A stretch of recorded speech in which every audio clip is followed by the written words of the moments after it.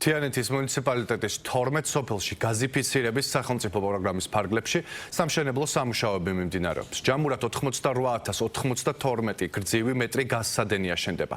1000 ოჯახზე მეტს კი ბუნებრივი აირით სარგებლობის შესაძლებლობა ექნება.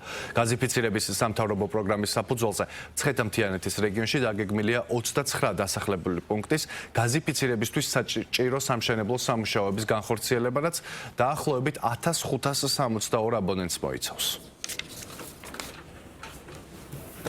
ჩვენ ამჟამად ვიმყოფებით თიანეთში, სოფელ მაგრანეთში, სადაც საქართველოს მთავრობის მიერ დამტკიცებული გეგმის საფუძველზე საქართველოს გაზის ტრანსპორტირების კომპანია ახორციელებს შესაბამის სამშენებლო სამუშაოებს.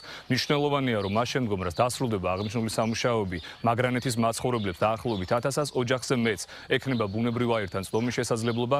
აღსანიშნავია, რომ ამ დრომდე ადგილობრივ მაცხოვრებლებს არ ჰქონდათ ბუნებრივი აირთან წვდომა. ამჟამად თიანეთის მუნიციპალიტეტში 12 სოფლის სამშენებლო სამუშაოები მიმდინარეობს, სადაც 88,000 მეტრზე მეტი გაზსადენი მოეწყობა და 1100 მოსახლეზე მეტს მიეცემა ბუნებრივი გაზი.